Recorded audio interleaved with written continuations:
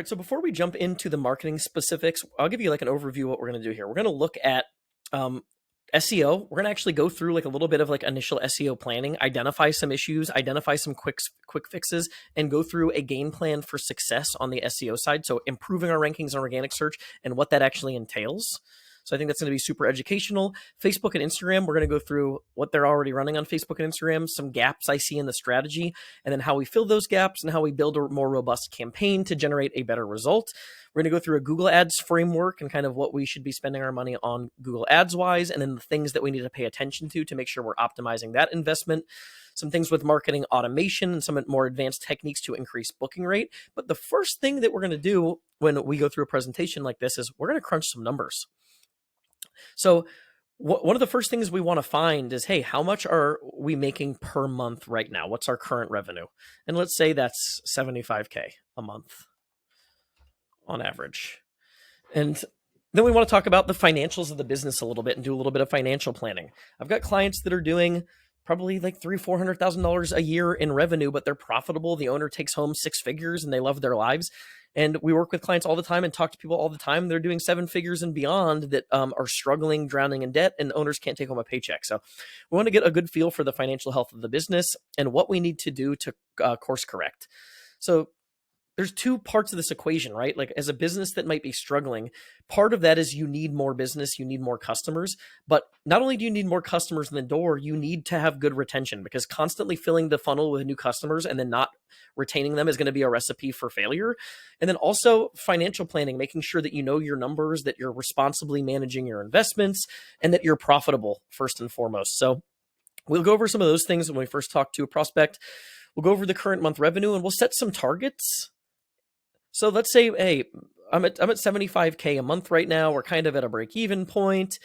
I really need to get to like 100K with our current staff. So in 12 months, let's say we want to be at like 100K per month, which is a very modest goal. So this is the other thing. I'll go into like why we set these goals, to set realistic expectations. So we're trying to create $25,000 a month in additional revenue. Right, so we want to look forward 12 months from now, and we're doing at least 25,000 more a month than we are now. It's a 33% increase in revenue year over year. Now, it's not perfect. Economies change, right? You could do everything right from a marketing standpoint, and the economy struggles, and you might have to be at 75, but you might be at 75 next year. But if you weren't doing some of these things well, you might be at 55. So it's always hard. There's no parallel universe, so you never exactly know it's trying to like measure the economy, right? There's so many factors that can influence things. But we do want to set goals for growth. So when we're doing that, and then we go into our audits, we want to look at what we need to do. And I've got my marketing ROI calculator. It's a free download. I'll include the link in the description. But this helps us project growth. So if we're able to spend $5K a month on marketing, and from that $5K, and let's say this is a total marketing investment. So cost to hire us plus ad spend, right? And let's say of that, 2,500 is service work and 2,500 is ad spend. Let's say from the 2,500 in ad spend, we're running stuff on Google and Facebook. So let's say our average cost per lead, it might be low, like $5 to $7 on Facebook, and it might be $30, $40 depending on the service, but we're just ballparking here.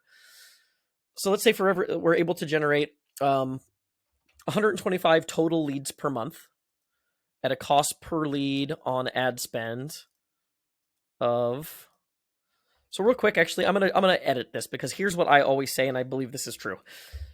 The cost to hire someone to manage your marketing it's a part of doing business, right? You pay your accountant. You have to pay your accountant. Somebody's got to do that stuff for your business, our bookkeeper. You've got a front office staff. You need somebody in that role. You need somebody sitting in the seat of a marketing role with your business. You need someone running social media, running ads, optimizing performance of campaigns, building landing pages, creating graphics. Like this stuff you just have to do.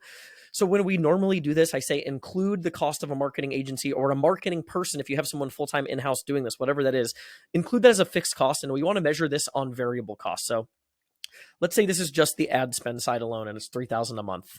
So from that $3,000 a month that we're actually pumping into advertising spend, we're able to generate. So this isn't even counting organic search either. So if you're doing stuff with organic search, that's a little harder to measure. So I'm just, for argument's sake, using ad spend. So Facebook, Instagram, and Google ads as the reference point here. For every 3,000 bucks we bump into ads, let's say we're able to generate leads across the board at $15 per lead. That's 200 leads a month, okay? So some of those might be 7 or 8, some of them might be 20 some, like I said. So our cost per lead was, like I said, 15 bucks. This is going to help us project growth. And I'll show you why retention is such an important part of this, of what you're doing here as a med spa. So let's say we know our initial revenue from per visit on average is $350. Now you might have some services that are $1,000, a facial that's, $79. But we should know, based on our practice management system, we should be able to audit what's our average visit worth. And let's say it's $350, and then the average someone spends with us through the course of the year is maybe $1,200. What this is doing is it's telling us how many, if we hit these benchmarks, this many leads, this is our cost per lead, this is our conversion rate in terms of leads to booked appointments, how many new patient appointments are we seeing every month? We're seeing 30 new patient appointments every month for $3,000 in ad spend. You can reference any sort of data.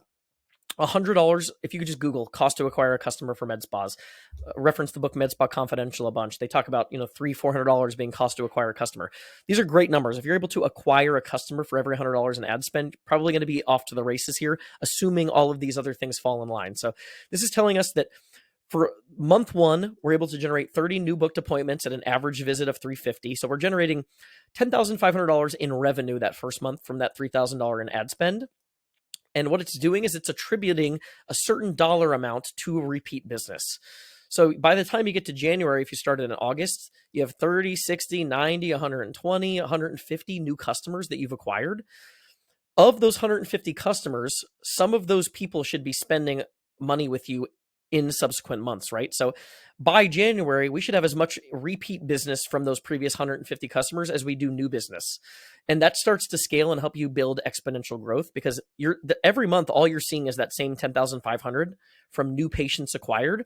It's the ability to retain customers that's going to give you this growth path. So this is how we would say, hey, if we were able to hit these numbers, looking now to next August, we could be doing $40,000 a month more in revenue if we're able to hit these benchmarks. But again, that's why I say we have to make sure retention rates are good. If you need coaching or help or consulting on that part of the business, you need to do that. Recommend listening to some of our older podcast episodes. But this is the first part of the process, is to do a little bit of financial planning. So today, I just picked a business at random. So we are located in Mount Juliet, Tennessee, in the Nashville area. One of the most affluent suburbs here in Nashville, south of town, is called Brentwood. So I just Googled med spas in Brentwood. I picked someone who wasn't at the top in terms of ranking in the Maps pack, things like that, and someone that I knew, that I saw was running ads on Facebook and Instagram to do this audit. And I'm going to walk you through the process. So picking somewhat at random here, this R3 anti-aging. The first thing that we would do on our audit is go through the website to make sure that we've got clear, prominent call to actions. We're making it easy for someone to get to the next step, and we're doing a good job of convincing and converting. A lot of that is subjective. We'd go through the site. I'm not going to go through that now. But what I will go through is some of our basic on-page SEO. And this is the first thing we're going to look at. Let's go to Google. Let's go to Google real quick, and let's type in Botox, Brentwood, Tennessee. Let's just make sure that is a service that they offer. I'm pretty sure it was. Yeah, of course. Okay. Here we go. All right, so the first thing I noticed when I quickly glanced at this site is, looks like they might have opened a second location here in Brentwood somewhat recently, and the original location is in Scottsdale. So with on-page SEO, let's go back to the search results real quick. Botox, Brentwood, Tennessee. Who do we see? We see some ads here. Quick aside, if you want to run ads for Botox, you have to jump through quite a number of hoops. You have to get an online pharmaceutical designation from Google. You can go through certain steps to make sure that that's okay. And then from the Allergan side, permission to run the trademark term Botox. I've been told by the Allergan reps that this can take 6 to 9 months to get approval. So that's Google Ads. When we get to the organic results, the first thing we see are the Maps packs. And I'll get to like what impacts rankings here. But one of the things you notice is the people that are showing up first for me in this Maps pack aren't necessarily like the first one, Sona Dermatology. This isn't a business that has a perfect 5-star rating, but they have a large number of reviews. So if I were to click more businesses, you'll see, if I start scrolling down here, you can see there's like the Aesthetic Loft, that has a perfect 5-star rating, but they only have 9 reviews. Review volume is an important part of the ranking algorithm in the Maps pack. I like to use this example as an extreme, but if I were to Google best pizza Chicago and look at the Maps pack here, the businesses that show up are not the businesses that have perfect 5-star ratings. They're the businesses that have a ton of reviews. Pequod's Pizza, 12K. Giordano's, 16K. Lou Molinati's, 10K. The reason that we think that happens is Google's using the review volume as a proxy vote for how many people are doing business with you. So because of that, we know that's an important part of the ranking algorithm. And I think restaurants are a great way to illustrate that. Now, from a med spa perspective, let's understand the context. Would you eat at a pizza restaurant that has 4.4 stars on Google? Most likely, yes. Would you go to a med spa that has 4.4 stars on Google when you see other med spas showing up in the Maps pack that do have 4.9, 4.8, 5-star ratings? Probably not. So in this space, I would say priority 1 is keep that star rating as high as possible. We don't want that star rating to diminish. But then if you can make sure that you've got some sort of a handle on your review request, you do want to be aggressive with sending those out. So we use a white labeled version of a tool called GatherUp. So ours just says reviewability. Really cool tool. It lets you automate the review process. You can put filters in place so that when somebody is getting a review request from you, it'll ask them first for a feedback rating. So if you know you've got a lot of business and you might have an unhappy customer here and there, the first thing that you can do in one of these request modes is ask for a rating 1 through 10. And then based on that reply, show different prompts on the next screen. So you can still show the option to leave a review, but it might be secondary to the option to leave you a direct feedback response. So using some sort of review management tool, I would say, is crucial. Make sure that you're aggressively sending those out and you've got some system in place, whether it's manual or with a tool like GatherUp here, where you can filter out the potential bad reviews, because you want to be on top of sending those review requests out to pretty much everybody that comes through the office. I've had clients that we've gone back through to a patient database 3 to 5 years old and sent review requests out and been able to get a bunch of reviews.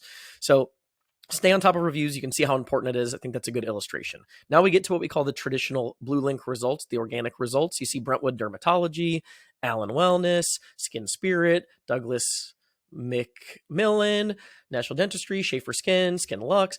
So you can see here there's a lot of competition, but the site that we're looking at today, R3, they're really nowhere to be found there.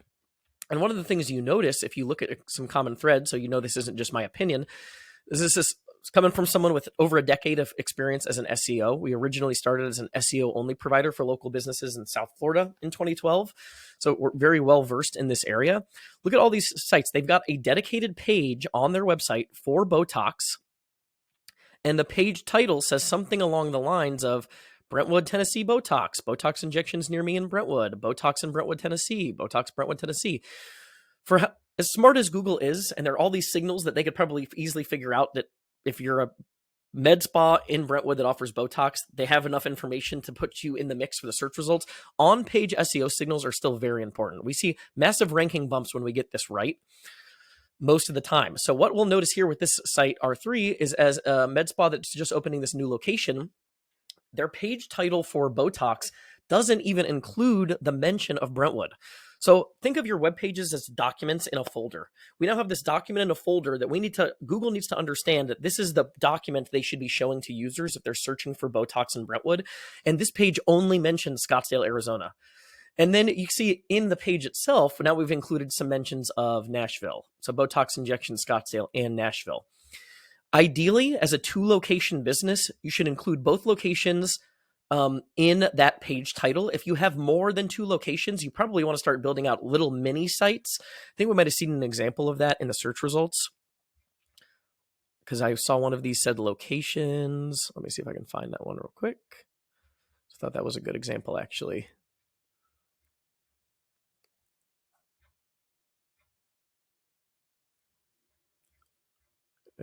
Here we go. Skin Spirit, multi-location business. You can see that little trail says Brentwood.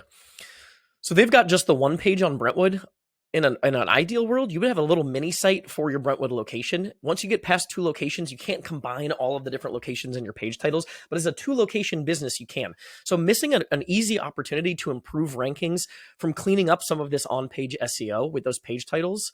And that's probably the case across the board. Like if I go to filler, so somebody's looking up where to get dermal fillers in Nashville or Brentwood, this page title just says Scottsdale, URL just says Scottsdale. Even actually the page itself now only says Scottsdale, so there's not even a mention of the Brentwood, Nashville location here. So that's always fun when we find the opportunity for quick wins like this, because there are quick wins on the on-page SEO side that can improve rankings pretty quickly, all things equal. So knowing that we've got a page for each service that we offer, we've got our titles and our headings properly formatted to include the service that we provide and the city that we serve. You also want to make sure these pages are in-depth and comprehensive. Give as much information as you can. Content depth and information provided is definitely part of the ranking algorithm. We see this over and over again. When we're able to build on content depth, we're able to improve rankings. But let's say, so for our example here, R3, let's say their on-page SEO is good. Google fully understands that they're a med spa in Brentwood offering Botox, and they've got, let's say, 10 other competitors in the area that also offer Botox. What determines in large part whether or not you're showing up there at the top or you're buried at the bottom of page 1 or, God forbid, page 2, page 3 is your link profile. How many other trusted, reputable, authoritative sites have linked to and mentioned your business? So we use Moz SEO tools for our SEO work. I just plugged in the first couple that popped up. So you can see like Sonoderm, which is one of the sites that ranks really, really high for a lot of the keywords that R3 would want to rank for. They've got a 34 domain authority. What that basically means is they just have a lot more trusted, authoritative websites linking to them and mentioning them than our example site, R3 Anti-Aging. So R3, you can see here, external followed links, 89. So 89 other websites linking back to this. This is an even better signal, actually, total linking domains. How many other websites have linked to and mentioned R3 Anti-Aging? So 49, you see somebody like Sonoderm, they've got 971. So all things equal, they're going to have the ranking advantage. So how can we make up ground there? We, as part of our manual work, will actually go through month after month after month through your competitors' link profiles and see where we can reverse engineer opportunities. So this NBC News article on why beauty sleep experts, so this, I'm assuming the doctor, the person associated with this practice, was linked to and featured in this article. And you can see this is from 2018. This is a link that's still carrying the rankings to some extent for this website. And this is just one little tidbit of activity that happened in 2018, still paying dividends on the SEO side today. So what we would do in a case like this is we would say, hey, is this author still writing about this type of topic? Is this a relevant type of opportunity for us? And we do the manual research of trying to make those connections and earn those types of links. Going back to the sheet, there might be directories, referral relationships like Marriott. This is an interesting one. So they've got different, so they're pairing up with Marriott and doing spa experiences with the Marriotts. Is that something we could look into? Some of these will just be directories. Like they've probably got a location in Houston, so they've got this Houston Chronicle listing. That's actually another article. Washington Blade, another local news site, CBS Insight. Do we have the realself.com listing up to date and filled out and as robust as it possibly can be? Are we taking care credit? Are we seeing that other people are getting links from care credit that we don't have? Are there certain awards or recognitions we could be pursuing? We learn a lot of those things from proactively looking into our competitors' link profiles and trying to reverse engineer those opportunities. The other thing that we do is we use a tool called Help a Reporter Out. And with that tool, we've been able to get clients featured in, and I like to use Dr. Kirsch now because he's a great example here. Some of the places he's been featured.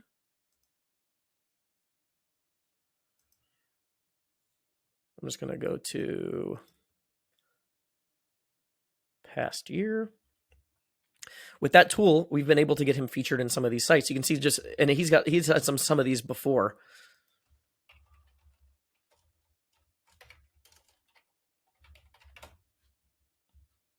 Let me try the news. I forget how I always get to this. There we go. So he's got links in Health Central, Huffington Post. I got to check that one, actually. I didn't even see that one. That might be something outside of us. Forbes, Rob Report. So these are really high authority links that can move the needle on the SEO side. So that PR-oriented outreach paired with proactively researching and pursuing opportunities based on where our competitors are earning links. That 1-2 punch is what we use to improve rankings in organic search. And again, we want to make sure that you're actually proactive about pursuing those opportunities. If your SEO company is not proactively pursuing opportunities to earn links, you're going to be missing the chance to improve rankings dramatically. Like, you're not going to be able to do it with page content alone. In most cases, you want to be active with those PR opportunities and those links, and then getting the on-page SEO right, making sure that things are organized and structured properly. Each page has its own service. Each service has its own page, and that the page titles, headings, and content are in-depth and comprehensive. The other thing is we will look for when we start working with a client, we'll go a little bit more in depth here in terms of a technical audit. So if you're talking to SEO people, they're probably really focused on the technical stuff, and that's usually not the stuff that moves the needle. So words like schema and page speed, core web vitals, those are housekeeping tasks, things you want to be on top of, but really they're not the things in our experience that are going to move the needle from a ranking standpoint. This is an example of a client we work with in Texas. When we started working with her, she ranked number 30 for cool sculpting in Austin. Made no sense. She'd been in business for a while, was pretty established, had a good domain authority, but we realized she had 5 different pages on her website talking about cool sculpting in Austin, a blog post, an FAQ page, a benefits page, a service page, and I think one other. And that's creating an issue we call keyword cannibalization. So she had been working with an SEO company for years. They did not catch this. I think they actually created the problem. They created some of the content that caused the issue with cannibalization. So having good technical SEO chops allowed that, combine the content, set up redirects. So now we had one clear document, again, back to the documents in the folder.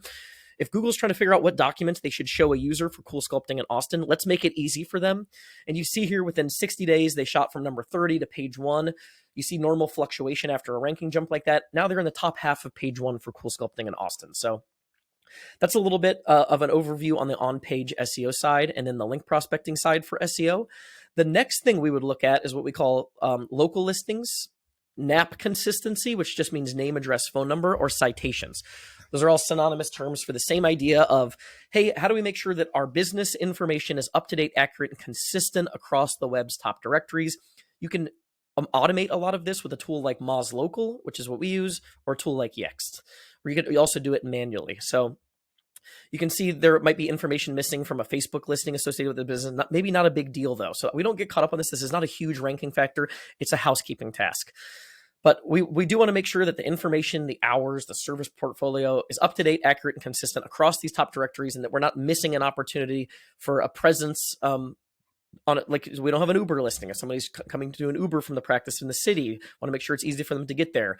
Foursquare, sites that Google's referencing to double check the information that they have on your business. So a good housekeeping task, use a tool like Moz Local to clean up those local listings and citations. All right, so that's it on the SEO side. Let's get into some more fun here. Let's jump over to Facebook ads. So this is the other thing we'll look at, and this is a fun little tidbit. You can actually do this for any of your competitor sites. So if you go to your competitors' Facebook pages, under the About section, there's a Transparency tab.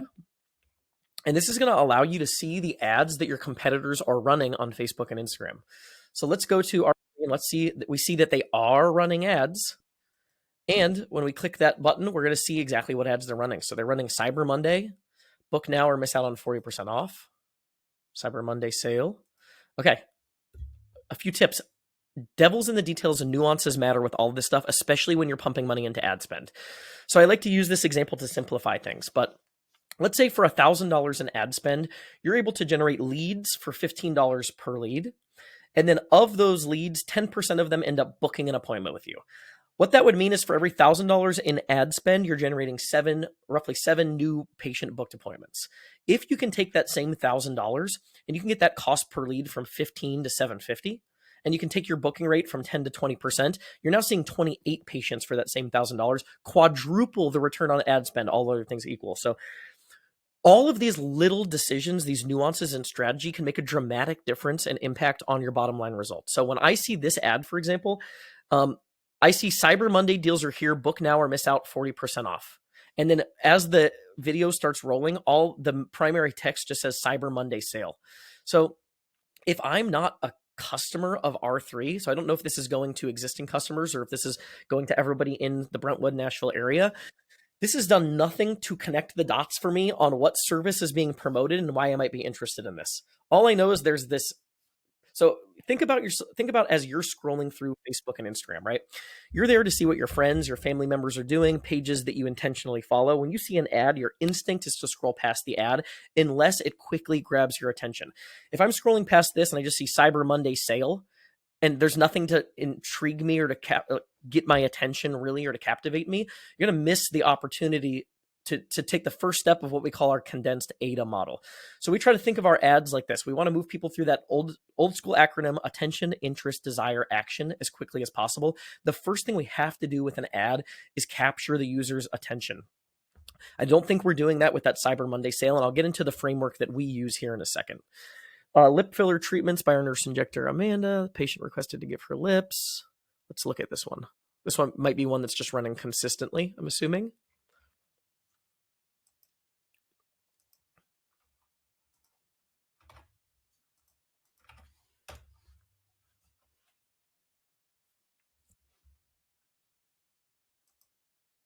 Whoops.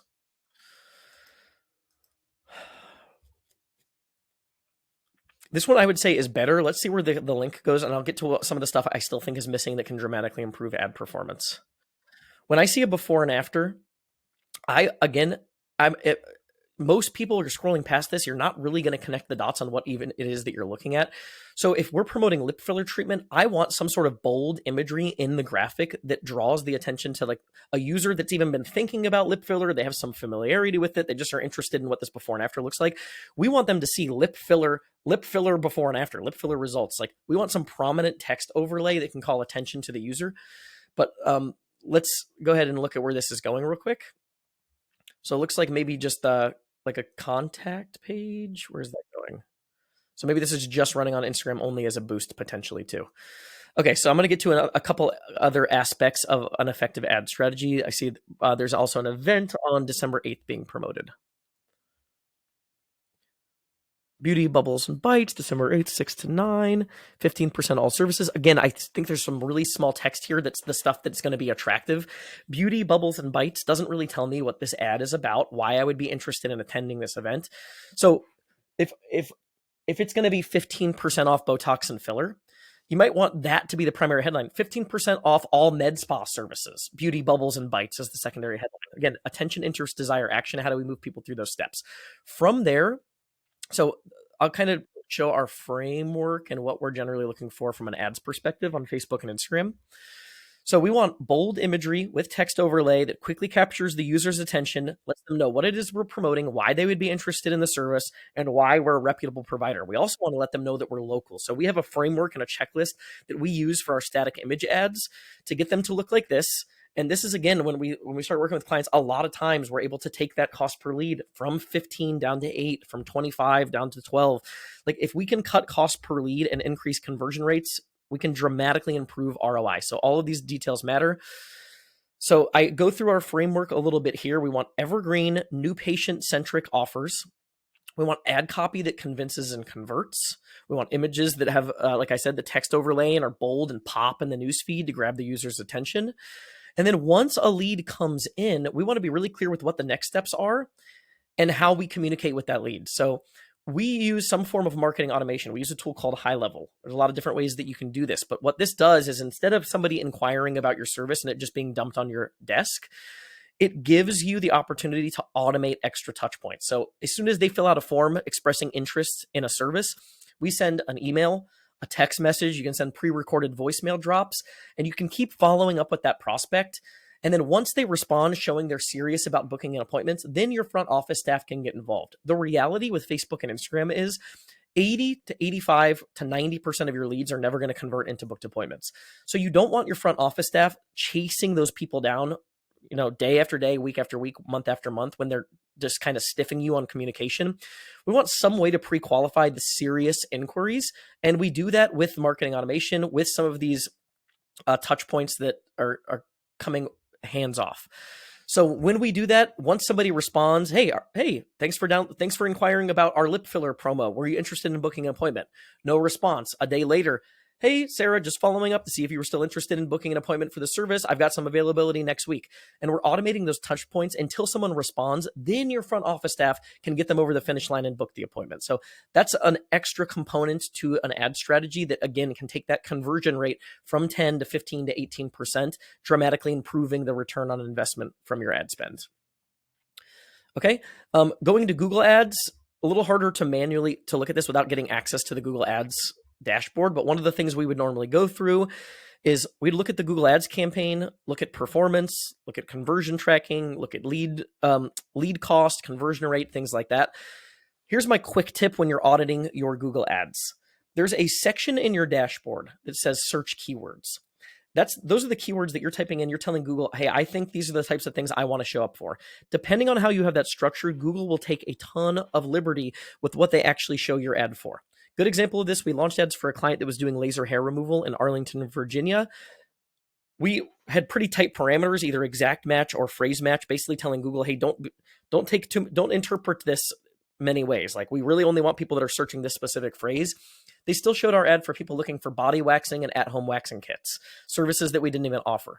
So one of the places we look when we do our weekly ads checks is under your Insights tab on the left sidebar. You'll see something called Search Terms. Those are the exact inquiries people typed in before clicking on your ad. And with Google, it's a cost per click model. You want to make sure you're not wasting money on things that might be a good fit. You want bottom of the funnel traffic, in my opinion, people that haven't made a decision about who they're going to see, but they know they want laser hair removal. They know they want filler. They know they want a med spa in Brentwood, right? So that search terms report will help you identify issues, and you can start building what's called a negative keyword list, which excludes your ad from showing for those things you no longer want to show up for moving forward. So we'll go through like our little framework here on how we build Google Ads, which is prerequisites for success. We've got to be on top of reviews. We have to have competitive offers. If we're not giving people a compelling reason to do business with us, being in the ad space is not good enough. We need to make sure we're convincing and converting. We also want to make sure that we're doing that with our landing pages. So when we run Google Ads, we don't just send traffic to the homepage of the website where they can browse around. Like when they're searching for liposuction in Naples, we want to send them to a page that continues the conversation about liposuction in Naples. So what is the promo? Why would they choose to do business with us? Are we reputable? Where are we located? Tell me more about this service. Give me clear next step. Schedule a free consult. That button is littered throughout this page. It's really the only option. If you are interested, you can call us. But otherwise, if you're interested in the service, like the prompt here is to fill out this form to schedule a free consult. And then we're queuing up those automations that I just showed you. So this is also making it really easy for us to audit our ads performance because we can export a list of all of our leads at the end of the month. And we know exactly what our numbers are. How many leads are we generating? What's our cost? And how many of those are we converting? So that's another checklist we go through here on the Google Ads side. Are we using extensions to beef up the ad, give it additional opportunities for visibility? Are we tracking conversions properly? And do we have systems in place to test, optimize, and fine tune? And what does that process look like? So we went over SEO. We went over Facebook ads and Instagram ad strategies. From an overview standpoint here, now, again, going back to devils in the details, with both of these platforms, you want to look at everything. What is the bid objective? Is there a better way to be setting up your bid objective? What's your targeting? If you start to notice you're getting people that aren't serious, like maybe there's like a lower income area where you're getting some people who are price shopping really consistently. They're coming in for the lowest ticket services. They're not being upsold or cross-sold. They're your old school Groupon customers that are constantly jumping for a deal. Maybe you want to fine tune your geographic targeting. Is your radius bubble too big? So you're reaching people that are on the extremities of your potential geographic service area. And yeah, you might have some patients that drive 30 minutes to see you, but is that realistic for most people? Probably not. So you probably want to focus your ad spend on people that are within, 5, 8, 10 miles of the practice that are going to do business with you consistently, come in every month or two for services. So looking at every aspect of your ad strategy, it's really important for the reasons that I previously described. Just a kind of a snapshot of some real results we're achieving for clients. This is a lip filler Botox promo. This is a combo of both of those two things. This person's getting leads for between $4 and $6 per lead. Now, I'd say our average is probably $7 to $12 per lead on like a Botox and lip filler promo. So these are like top tier results for us. But just imagine what that can do for your business if you're generating leads for $5 to $10 per lead. That would mean for every $1,000 in ad spend, let's just play devil's advocate, be conservative. For every $10, or if you're getting leads for $10 a piece, for every $1,000 in ad spend, you're getting 100 lead inquiries. And if you can convert 15% of those into booked appointments, you're generating 15 new patients for every $1,000 in ad spend. $1,000 divided by 15, $66 to acquire a customer. You can look up industry benchmarks. Those are off the charts numbers. There are not many things you're going to be able to do that are going to get you customers for every $66 you spend, you're going to generate a customer. So those are the kind of results that we're looking at. Devil's in the details, nuances matter. When you're comparing marketing providers, this is the thing too. It's you got to know the numbers, because just being able to launch Facebook ads is not the thing that's going to make or break your effort. It's understanding the nuances of the strategy that can get you optimal results and the absolute best bang for that marketing investment. Another tip on Facebook and Instagram is, if you want to run new patient promos, which is what we recommend, you want to upload a custom audience exclusion. So you take an export of your existing patient database from your practice management solution. You can upload that to Facebook as a custom audience and exclude those people from seeing your new patient promo ads. Because the goal here with a new patient promo ad is that can be running in perpetuity on an ongoing basis to attract new patients. You don't necessarily, if you're doing 20 units for $179, you probably want that to be available to new patients all the time. You might do that in a certain month for your existing patients in a moment in time, but not always. So an ad, we want those to be evergreen to acquire new patients to be able to run in perpetuity. So that custom audience exclusion is really important from that perspective. The other thing is remarketing and retargeting. If you're promoting your membership, that's probably not going to be super effective to a cold audience, people just in your area that have never done business with you, but it might be a really good use of ad dollars for people that are in your patient database. So that same audience we excluded on the new patient promos, we can use that as the primary audience target for something like a membership ad on Google, Facebook, and Instagram. One of the reasons I mentioned these new patient offers is that's central to our strategy. It's the thing that we recommend all the practices we work with do, regardless of your positioning. There's a quote that I use all the time on this podcast and these YouTube videos. It's action changes attitude faster than attitude changes action, from a book called The Advertising Effect by Adam Ferrier. And it's just the concept of the best way to shape the perception of a user is to get them to engage with your brand, right?